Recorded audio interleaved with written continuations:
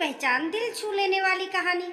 दर्पण के सामने बैठी अवनी खुद को निहार रही थी। आसमानी रंग की शिफॉन की साड़ी, गले में मोतियों की माला, कानों में मैचिंग ईयरिंग्स और हाथों में पतली पतली सोने की चूड़ियां पहने हुए अवनी बिल्कुल आसमान से उतरी हुई परी के समान लग रही थी। माथे पर छोटी सी बिंदी लगाते ही उसका सौंदर्य जैसे खिल उठा।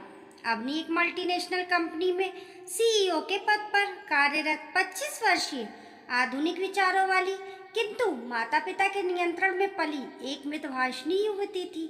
बचपन से ही वह कुशाग्र बुद्धि की बालिका रही थी। प्रत्येक कक्षा में अव्वल आने के कारण वह सहपाठियों व शिक्षकों की प्रिय थी। पिता ने अवनी व उसके छोटे भाई को पढ़ाने लिखाने में कभी कोई कसर नहीं छोड़ी। बच्चों को योग्यता अनुसार मनपसंद विषय चुनकर आगे पढ़ने के लिए सदा कोशिश किया। उनका मानना था कि बेटा हो या बेटी, एक पिता की पूरी जिम्मेदारी है कि उन्हें शिक्षित कर अपने पैरों पर खड़ा करे, जिससे वे जीवन संघर्ष में विजयी हों। तो आज सच सवर कर अवनी के तैयार होने का प्रयोजन ये था कि उसे लड़के वाले देखने आ रहे थे। अवनी के रूप गुण की चर्चा उसके पिता के एक मित्र ने अपने किसी अन्य उद्योगपति मित्र के समक्ष की, जो अपने बड़े बेटे के लिए योग्य लड़की तलाश रहे थे। सुनते ही उन्होंने लड़की देखने का कार्यक्रम बना लिया। समय पर लड़के वाले आ गए। लड़के का नाम नितांत था। अपने माता पिता व एक अन्य चचेरे भाई के साथ अवनी को देखने आया था। चमचमाती मर्सिडीज एएमजी से घर के बाहर आकर रुकी। महंगे ब्रांड के कपड़े व सेंट की भीनी भीनी महक से घर में रौनक सी आ गई थी। माँ रसोई घर में मेहमानों की आवभगत की तैयारी में लगी थी। रसोई घर से आती स्वादिष्ट व्यंजनों की सुगंध व मेहमानों की चकाचौंध भरी लगदग किसी शुभ सूचना का संकेत दे रही थी। माँ के साथ अवनी हाथों में ट्रे लिए डाइनिंग रूम में प्रवेश करती है। लंबी छरहरी काया वाली आकर्षक अवनी को देखते ही सब ठगे से रह गए थे। दोनों पक्ष के लोग आपस में एक दूसरे के परिवारों की जानकारी प्राप्त कर रहे थे। अवनी और नितांत की एक आध बार नजर मिली, पर अवनी ने नजरें झुका ली। नितांत का छोटा भाई उसे चिकोटी काट कर मुस्कुरा रहा था और उसका चचेरा भाई सारे वातावरण को खामोशी से निहार रहा था। तभी नितांत की माँ, जो कि कीमती साड़ी और जेवरों से सुसज्जित थी, अवनी की ओर उन्मुख होकर उनकी पसंद नापसंद, उसकी शिक्षा और घर गृहस्थी के विषय में उससे पूछताछ करने लगी। अवनी से बात करके उनके चेहरे पर संतुष्टि के भाव तैर गए और वे नितांत से बोली, बेटा अब तुम भी कुछ बात कर लो। नितांत तो जैसे इसी प्रतीक्षा में था। अवनी की हॉबीज, घूमने फिरने की पसंद की जगहों और खाने पीने की आदतों के बारे में बातचीत करने के बाद वह मुद्दे की बात पर आ गया। वह बोला, अवनी जी, अब आप अपनी नौकरी से इस्तीफा देने की तैयारी कर लीजिए। अवनी ने प्रश्नवाचक निगाहों से उसकी ओर देखकर पूछा, क्यों भला? नितांत मुस्कुराकर बोला, देखिए, हम दोनों एक दूसरे को पसंद हैं तो समझिए कि शादी होना लगभग तय है, और शादी के बाद तो आप नौकरी करेंगी नहीं। जी? अवनी ने प्रश्न किया। जी, भला शादी के बाद आपको नौकरी करने की क्या ज़रूरत?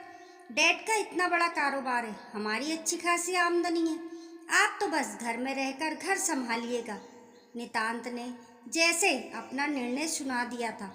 लेकिन मेरी जिंदगी भर की पढ़ाई, मेरा करियर, आज मैं जानी मानी कंपनी में जिस मकाम पर हूँ, वहाँ तक पहुँचने के लिए मैंने जो मेहनत की है, उसका क्या? उसे ऐसे कैसे छोड़ दूँ? अवनी ने प्रश्न किया। अब तक सब लोगों का ध्यान इन दोनों की बातों पर केंद्रित हो चुका था। नितांत की माँ अवनी को समझाने के अंदाज में बोली, बेटी, हमारे यहाँ किसी चीज़ की कमी नहीं है। अगर तुम रोज नई साड़ी और नए जेवर भी पहनोगी, तब भी हमें कोई फर्क नहीं पड़ेगा। आंटी जी, बात नए कपड़ों और जेवर की नहीं है, बात है मेरी प्रतिभा, मेरे अस्तित्व और मेरी अपनी पहचान की। अवनी को इतना मुखर होते देख नितांत कुछ असहज हो गया। उससे नियंत्रण ना रखा गया और वह बोल ही पड़ा, किस पहचान की बात कर रही है आप अपनी जी? औरत की असली पहचान उसके पति के सामाजिक रुतबे से होती है। श्रीमती शर्मा, श्रीमती पांडे, श्रीमती शुक्ला, बस यही होता है एक औरत की पहचान। और हम कर तो रहे हैं आपकी हर ज़रूरत पूरी, पाल तो रहे हैं आपको उम्र भर के लिए। छनाक अवनी के हाथों से मैं पकड़ा हुआ शरबत का ग्लास जमीन पर गिरकर चूर चूर हो गया। नितांत की इस संकीर्ण मानसिकता से आहत हुई अवनी ने खड़े होकर तुरंत उत्तर दिया, किसी पंछी के पंख कतर कर उसे पिंजरे में बंद करके दाना डालने को आप पालना कहते हैं? अच्छा हुआ जो मुझे पहले ही आपकी इस संकीर्ण मानसिकता का परिचय मिल गया। हाथ जोड़कर अवनी बोली, माफ कीजिएगा, मैं इस विवाह के लिए सहमत नहीं हूँ। अवनी की माँ बेटी से कुछ कहने को तत्पर हुई, पर उसके पिता ने उन्हें इशारे से मना कर दिया। अवनी हाथ जोड़ मेहमानों से मौन विदाई लेकर जाने के लिए मुड़ी। मेहमानों ने भी आंखों आंखों में एक दूसरे के चलने को कहा और उठ खड़े हुए, लेकिन एक शख्स जो इस सारे घटनाक्रम को चलचित्र की भांति देख रहा था वह था नितांत का चचेरा भाई अनुज। वह अपने स्थान से उठ खड़ा हो अवनी के सामने पहुंचा और वहां उपस्थित सब लोगों से बोला, मैं आप लोगों से कुछ कहना चाहता हूँ। अवनी बोली, मैंने इस रिश्ते के लिए अपना स्पष्ट निर्णय बता दिया है, अब कुछ भी कहना व्यर्थ है। नितांत और उसके माता पिता के चेहरों पर खींच और चिढ़न प्रकट हुई। अनुज बोला, अवनी जी, मैं आपसे इस रिश्ते की नहीं अपितु कुछ और बात कर रहा हूँ। मैं एक डॉक्टर हूँ। 2 साल पहले मैंने प्रैक्टिस शुरू की है। यदि आपकी व आपके परिवार की सहमति हो तो मैं आपका जीवन साथी बनना चाहता हूँ। सब लोगों के चेहरे पर हैरानी के भाव उभरे। नितांत गुस्से से एक कदम आगे बढ़कर उसके माता पिता ने उसे रोक लिया। अनुज ने फिर कहना आरंभ किया, आप सब कृपया ये ना समझे कि नितांत भाई की बात बिगड़ने का मैं लाभ उठा रहा हूँ। दरअसल मेरे परिवार वाले भी मेरे लिए लड़की तलाश कर रहे हैं, पर मेरी पसंद अवनी जी जैसी लड़की है जो पति के स्टेटस पर निर्भर होकर ऐशो आराम की जिंदगी बिताने पर नहीं बल्कि अपनी काबिलियत के दम पर स्वयं की पहचान बनाने में विश्वास रखती हो, ताकि वक्त पड़ने पर वो कंधे से कंधा मिलाकर चले। और देखिए किस्मत से ऐसी लड़की मुझे अचानक ही मिल गई। फिर वे अवनी के माता पिता से मुखातिब होकर बोला, अंकल आंटी जी, मेरी माँ और पिताजी रिटायर्ड स्कूल प्रिंसिपल हैं और मेरी एक छोटी बहन है जो भी पढ़ रही है। यदि आप आज्ञा दे तो मैं उन्हें लेकर यहाँ रिश्ते की बात करने उपस्थित हो जाऊँगा।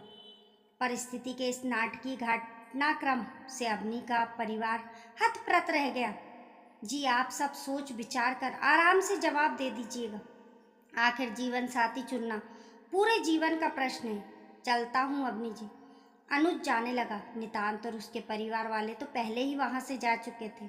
अवनी के पिता ने प्रश्नवाचक दृष्टि से अवनी व उसकी माँ की तरफ देखा। अवनी ने मुस्कुराकर धीरे से हाँ में गर्दन हिलाई और माँ के गले लग गई।